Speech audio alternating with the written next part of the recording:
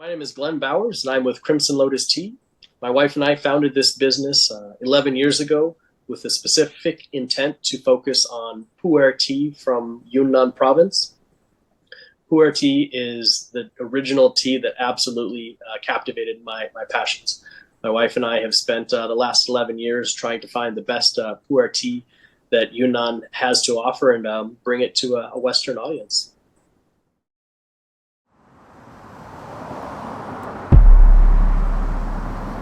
The story behind Crimson Lotus is basically the story of my wife and myself. Our love for travel, our love for spending time together.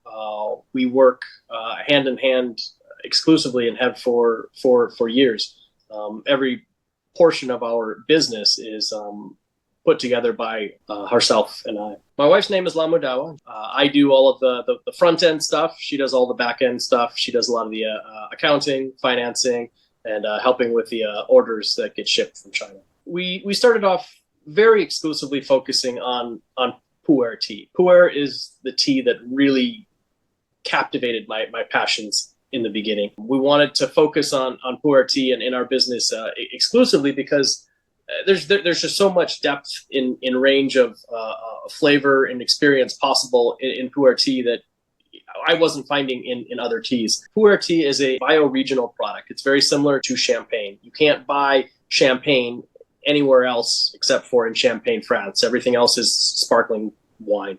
Pu'er tea is the exact same thing. The southern half of Yunnan province, like that's where all of our tea comes from. My wife is from Yunnan, so it totally made sense. It worked out really well for us to be able to put this business together and just hyper focus on the teas that are available just in Yunnan. Eventually, we branched into also having available Yunnan Dianhong black teas, still made from pu'er trees, still from Yunnan, still focusing on Yunnan.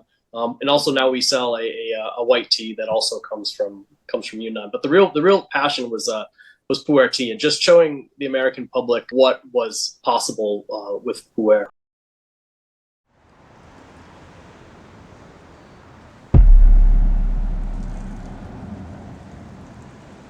Our first trip to China was 2013. We had recently been married in the U.S. and we were getting married in China. It was my first time getting the chance to meet her family, but we'd already started the business and had the focus in mind that we were going to do a tea business. We spent months on the ground in Yunnan, just driving from tea mountain to tea mountain to tea mountain and trying as much tea as we could, buying what we could, and just literally learning everything the hard way.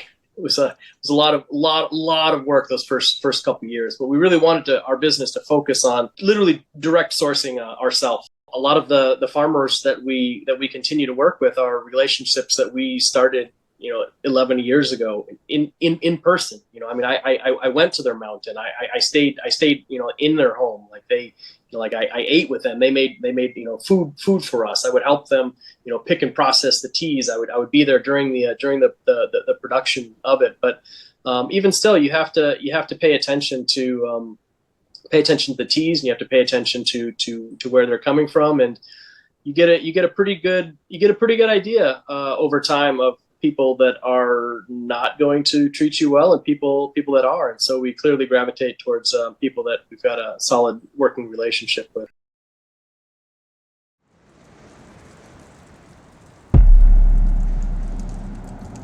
Altered State is a sheng pu'er tea. We originally created it in 2019, and then we remade it in 2021.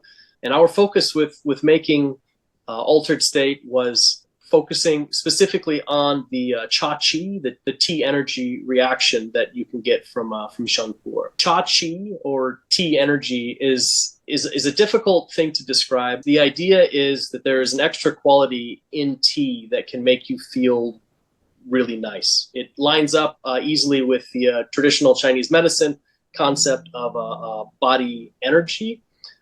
Certain teas can give a very relaxing effect. Sometimes it's cooling to your body, sometimes it's warming to your body, sometimes you can feel it in your head, sometimes you can feel it in your heart, and it's a little bit hard for Western audiences to come to grips with because it's not really something that we're tuned to focus on when we're drinking a tea. We put this blend together specifically with the idea of showcasing all of the teas that we found when we were in China that gave us a really strong tea energy reaction. It can be a really bitter tea. In fact, we actually recommend that people brew it as strong as you can. That's the whole point of this tea.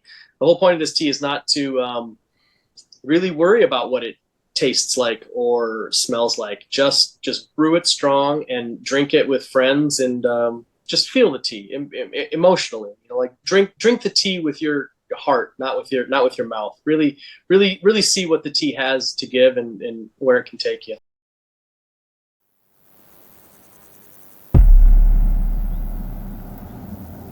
I hope that the legacy of Crimson Lotus tea is one of quality. Quality is ridiculously important to me, and it's something that we've foundationally based our company on.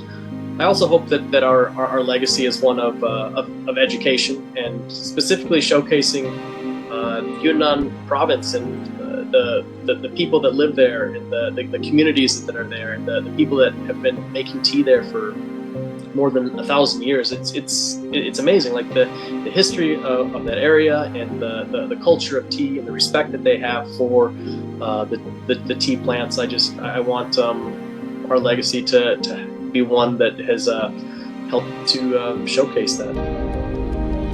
Pu'er tea it's incredible. You can take the experiences inside of the tea called pu'er, and all the other teas in the world. Their flavors can be found inside of pu'er tea. Like the flavor and aroma and experience in pu'er tea is so vast and diverse, especially since the tea itself can be aged over time. It just magnifies exponentially the experiences possible with pu'er tea. Like I fully expect to continue to study and appreciate pu'er tea my entire life without ever finding the end of it.